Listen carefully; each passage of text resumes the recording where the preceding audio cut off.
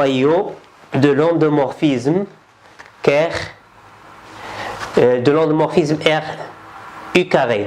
Donc R de U carré égale à quoi? C'est ça la première question. La deuxième, on a demandé dans la deuxième question de montrer ou on a dit montrer ou justifier et vérifier.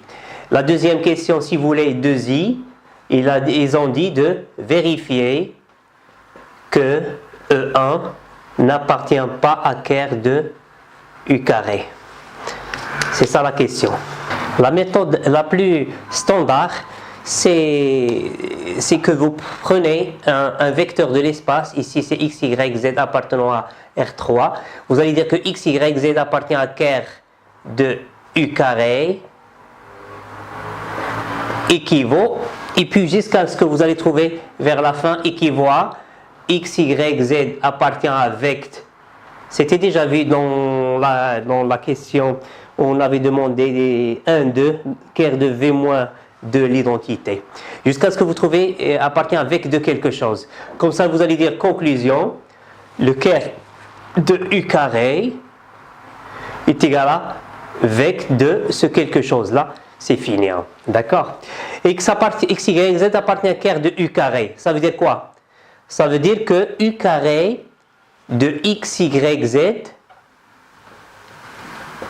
égale à 0. 0, bien sûr, c'est le 0 de l'espace R3. Ça veut dire 0, 0. Et puis, vous allez passer matriciellement. U carré, c'est V moins 2i au carré. Si vous passez matriciellement, ça va vous donner quoi? Équivaut à la matrice de ça dans la base canonique de R3, ça va vous donner A moins 2i au carré fois la matrice du x, y, z qui est la colonne x, y, z égale à 0, 0, 0. Et puis A moins 2i au carré. Vous allez faire vos calculs A moins 2i et puis lever là au carré, ça va vous donner quelle matrice? Juste faites vos calculs et surtout ne le faites pas dans votre copie inutile. Donc moi j'avais trouvé, avec mes calculs, j'avais trouvé 0, 0, 0, 2, 2, moins 2, 2, 2, moins 2. Voilà. Alors, ceci équivaut à quoi? Si vous voulez 0x, 0y, 0z égale à 0, donc rien de spécial. Donc ça va vous rester 2x plus 2y moins 2z égale à 0. Et si vous faites pour la dernière ligne, 2x plus 2y moins 2z égale à 0, c'est la même. D'accord? On va, si vous voulez, on va se débarrasser du 2, donc équivaut à x plus y moins z égale à 0. Si vous voulez, vous pouvez par exemple dire que Ker de U carré, c'est l'hyperplan d'équation x plus y moins z égale à 0. Vous pouvez le laisser ici, mais si vous voulez arriver à vect, vous pouvez encore le faire. Si vous voulez, pour tomber sur x, y, z, une combinaison linéaire, on va écrire par exemple x en fonction de y et z, équivaut x égale à moins y plus z. Donc, et puis je repasse au triplé x, y, z égale à x, je vais le remplacer par moins y plus z, y c'est y, z c'est z. Pourquoi? Parce que je veux réécrire la même chose, d'accord? Et je veux séparer y fois quel triplé plus z fois quel triplé. Si vous séparez y, ça va rester ici moins 1, ici 1, ici on n'a pas, c'est 0. Z fois quoi? Ici c'est 1, ici il n'y en a rien, c'est 0, ici c'est 1.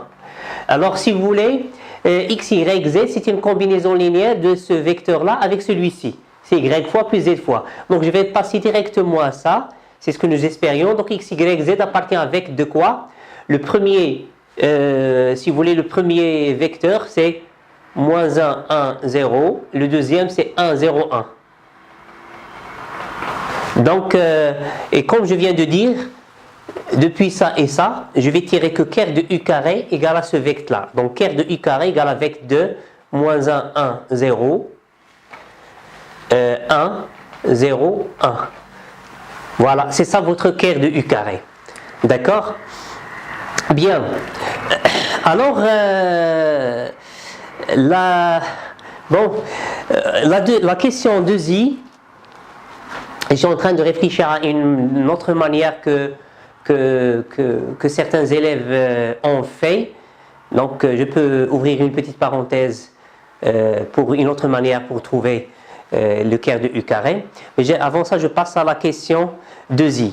Alors, la question 2i, on a dit vérifier que E1 n'appartient pas à kers de U carré. D'accord? Alors, si vous voulez méthode standard, si vous voulez méthode 1, si vous voulez, qui est standard. Standard, ça marche.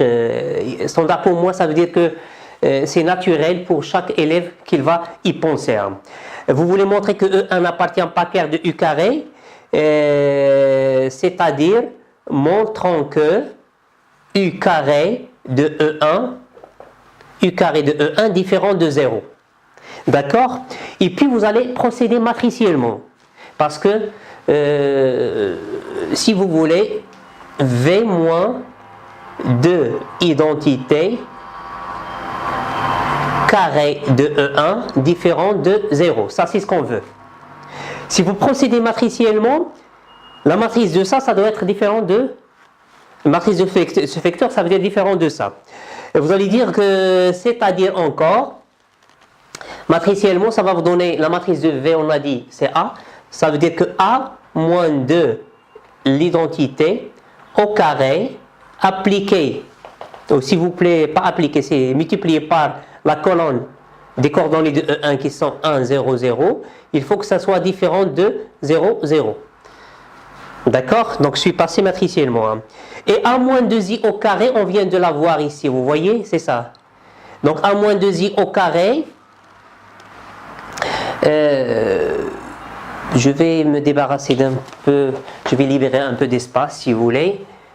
Ok, j'efface ça, ok. D'accord, vous allez dire, et on a A moins 2i carré de 1 fois 1, 0, 0. D'après ça, cette matrice, si vous la multipliez par 1, 0, 0, ça va vous donner la première colonne. Sinon, faites vos calculs si vous ne savez pas ça.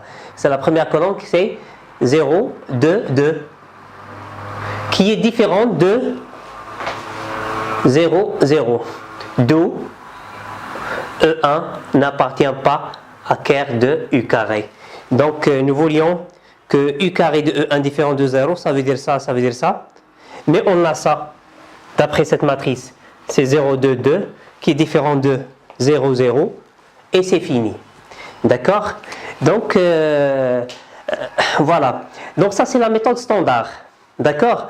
Alors, regardez ici, une piste 2,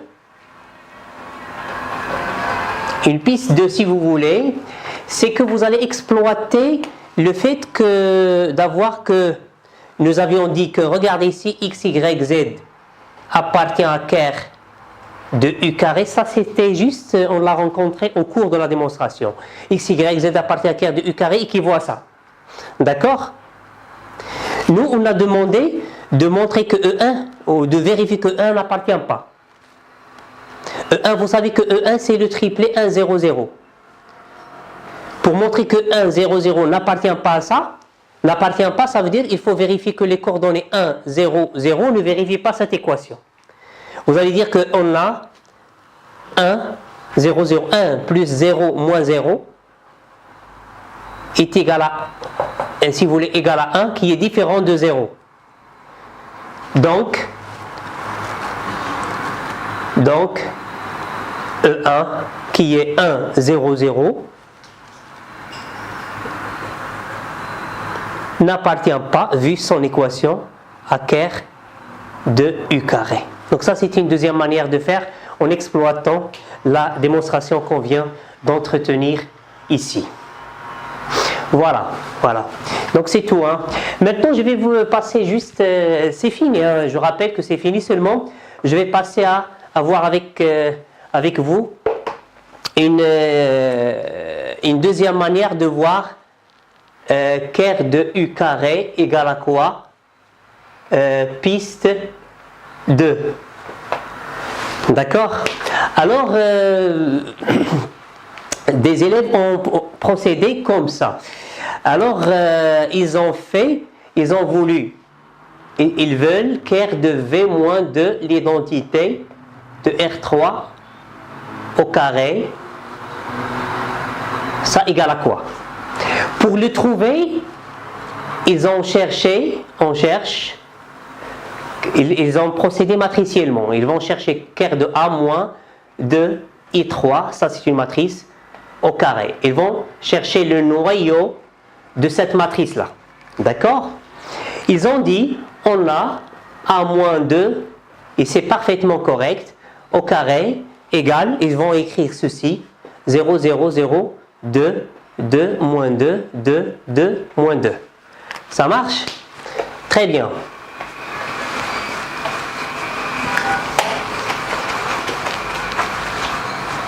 Une fois qu'ils trouvent le noyau de A-2i au carré, ils vont tirer directement le noyau du l'endomorphisme associé. C'est juste, ici il y aura des colonnes, des matrices colonnes, ici il y aura des triplets. Hein. Bon, alors qu'est-ce qu'ils vont faire ici? Hein? Le premier pas, regardez, le premier pas c'est qu'ils veulent ker de A-2i au carré, le noyau de cette matrice-là. Ils ont pensé au théorème du rang pour les matrices.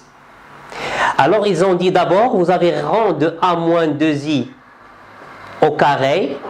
On a le rang de A-2i au carré. C'est quoi le rang? Toutes les trois colonnes, ils sont toutes collinières, n'est-ce pas? Ou bien si vous pensez aux lignes, ils sont aussi collinières. Donc le rang de A-2i au carré de cette matrice-là, les trois colonnes sont collinières, ça va être 1. Donc d'après le théorème du rang pour les matrices, hein, ça va vous donner que dimension de ker de A-2i au carré égale à 3, qui est la taille de la matrice, 3 moins 1, qui est 2. D'accord? Alors regardez, pour finir, ker de A-2i au carré, ça va être vec de quoi? Puisque la dimension c'est 2, juste trouvez-moi, écoutez-moi bien, trouvez-moi deux colonnes, ça veut dire deux vecteurs du noyau, parce qu'il contient des colonnes, hein. L'espace il est formé par des colonnes.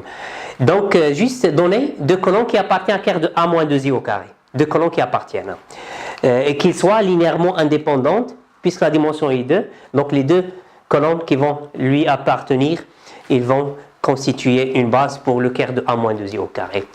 Et il remarque ici, hein, regardez, C1, c'est C2. Vous avez que C1, la colonne 1 égale à la colonne 2.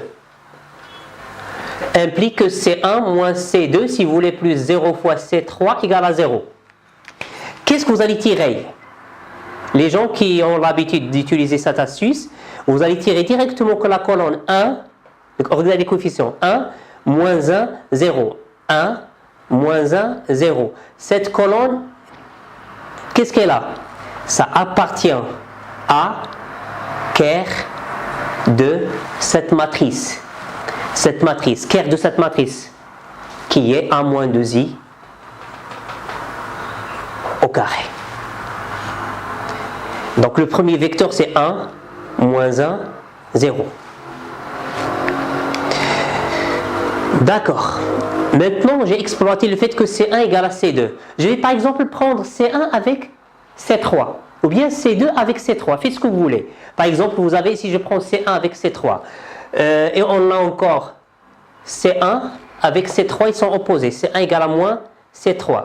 Ce qui implique que, si vous voulez, je n'ai pas d'espace, ça implique que C1 plus C3 égale à 0.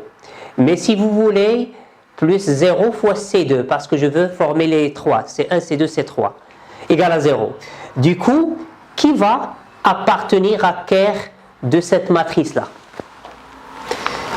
qui est A-2i au carré? Ça va être 1 0, 1. 1, 0, 1. Ce vecteur, ça appartient à ça.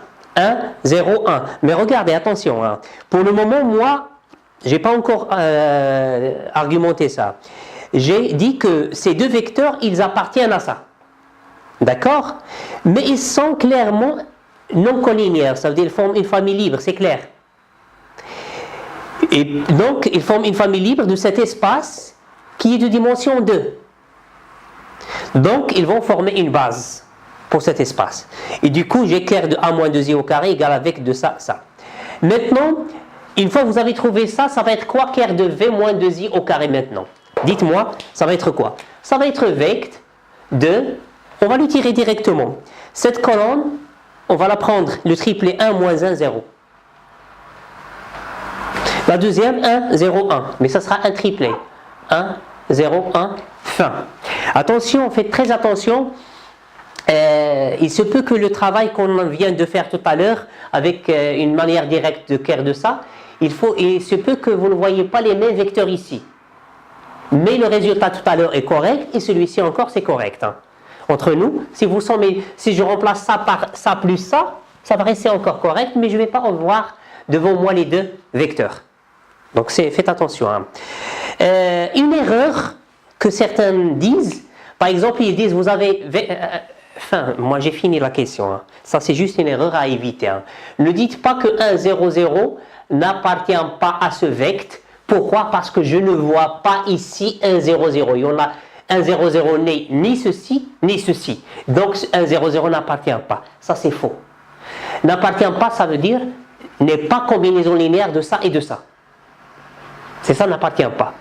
N'est pas combinaison linéaire de ça et ça, ça veut dire que la famille qui est composée par 1, 0, 0, ce vecteur-là, et ce vecteur-là, c'est une famille libre. Ça veut dire que vous pouvez procéder avec le déterminant pour montrer que le déterminant est différent de 0, donc il est libre. Mais c'est ça. C'est bon. On passe à la question d'après. Pour cette question, on a demandé de montrer que B est une base de R3 avec BC, cette famille-là. U carré de E1, U de E1, E1. E1 étant toujours le triplet 1, 0, 0. Bien, et le U, c'est ce que vous voyez, V moins de l'identité, avec V, c'était l'endomorphisme canoniquement associé à A. Bon, alors, une première manière de faire, si vous voulez, piste 1, j'estime que la plupart des élèves vont penser à ça, c'est parce que c'est très classique, vous l'avez vu plusieurs fois, durant la première, la deuxième année, c'est que vous avez quoi? On a, je rappelle que U était nilpotent, nous avions U que U puissance 3 égale à 0. D'accord? Autre chose que E1, on avait dit que n'appartient pas à ker de U carré. Ça veut dire quoi? Ça veut dire que vous avez que U carré de E1 différent de 0. Donc c'est déjà clair comme le soleil. C'est que la famille E1, U de E1, U carré de E1, vous savez tous comment montrer que c'est une famille libre. D'accord? C'est hyper classique, j'estime. Hein. Sinon, on va le réattaquer un peu plus vite, vu que ça soit classique. Hein. Alors, ceci étant, on n'a que cardinal et on a cardinal de la famille B égale à 3, n'est-ce pas? Le 3, c'est la dimension de l'espace R3. Donc, il suffit de montrer, parce qu'il s'agit de montrer que B est une base, n'est-ce pas? Il suffit de montrer que B est libre. D'accord? Pour cela, soit alors, je dirais alpha, bêta, gamma si vous voulez, alpha, bêta, gamma appartenant à R, tel que alpha U carré de E1 plus bêta fois ça plus gamma fois ça égale à 0.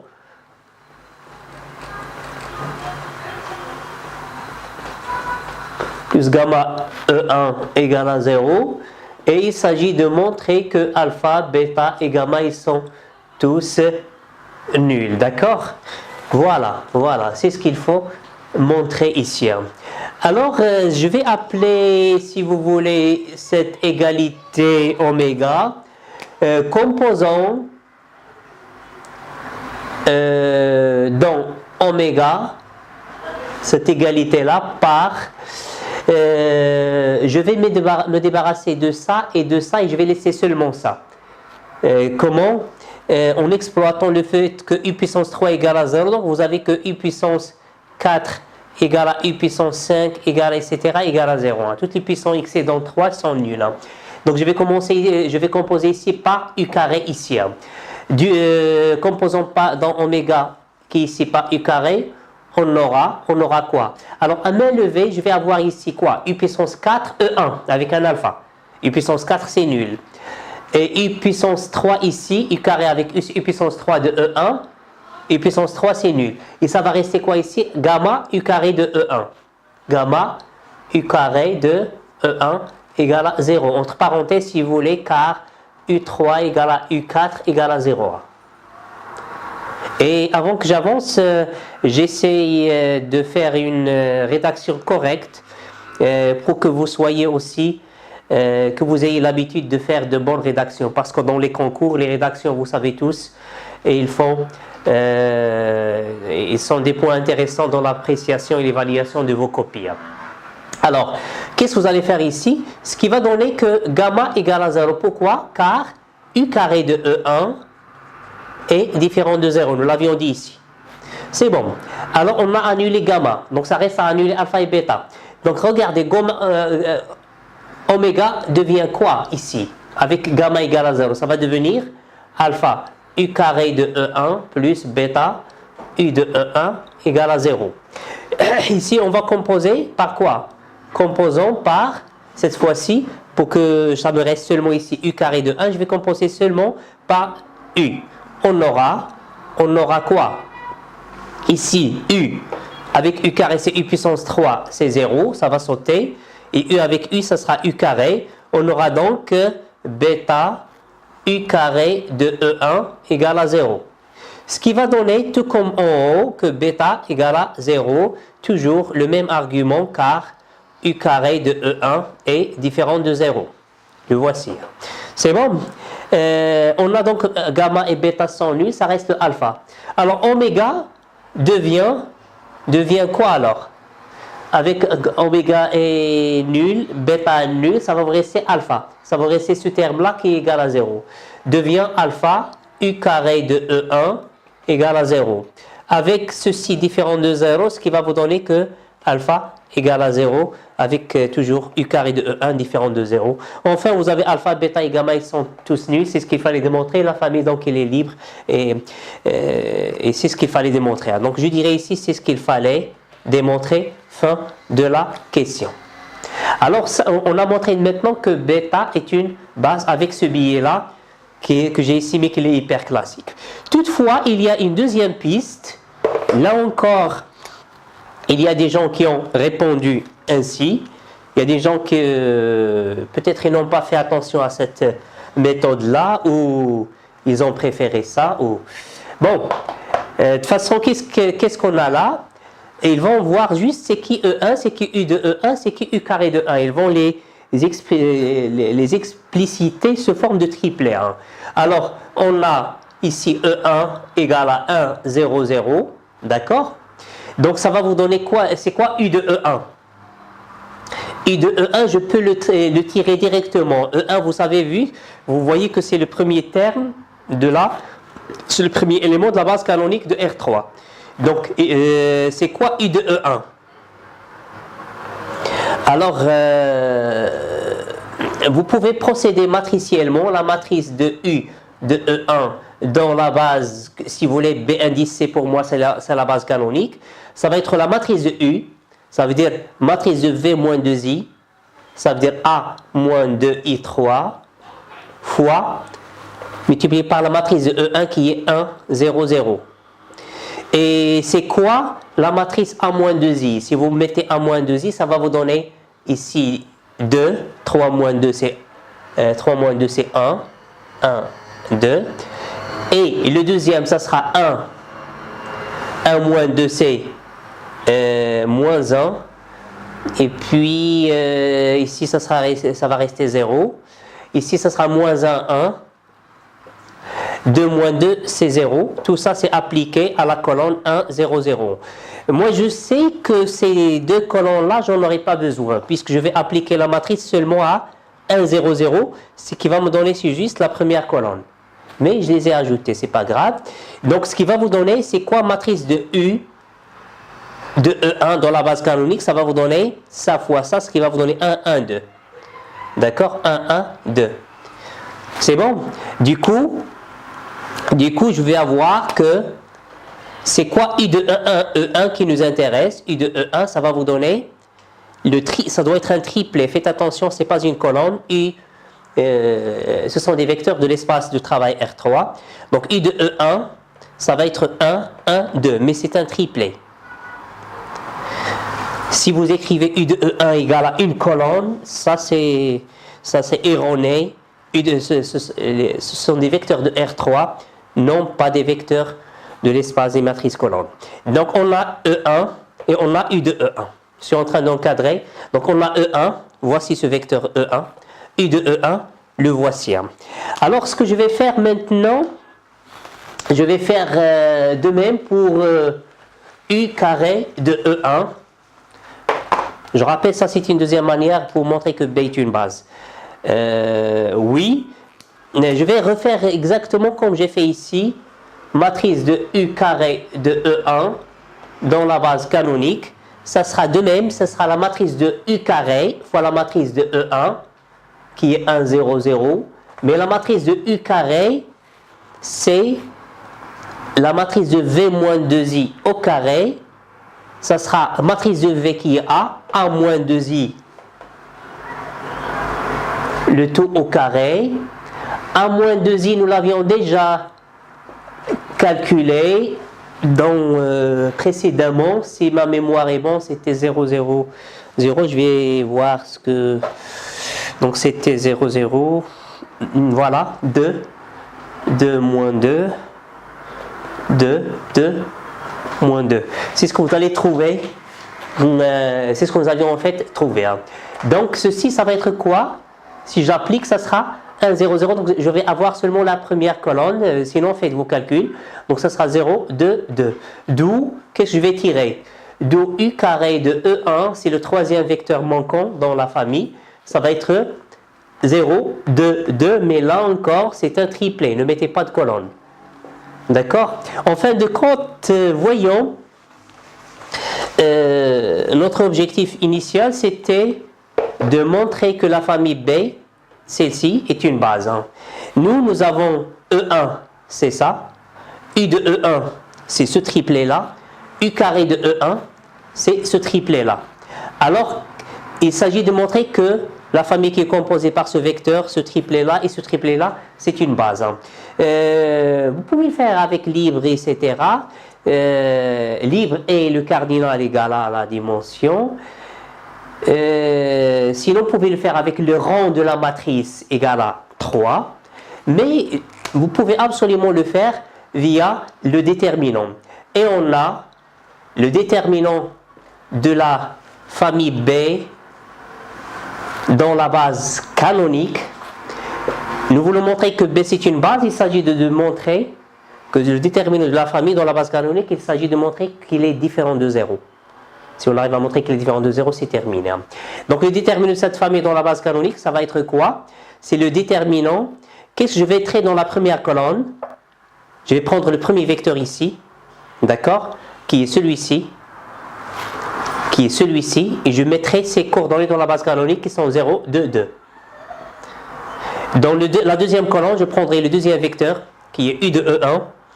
U de E1, c'est celui-ci. Et je mettrai ces coordonnées dans la base canonique qui sont 1, 1, 2. 1, 1, 2. Et la troisième colonne, je prendrai le troisième vecteur qui est E1, qui est celui-ci, dont les coordonnées dans la base canonique sont 1, 0, 0. Je mettrai donc 1, 0, 0. D'accord? Et je vais calculer ce déterminant.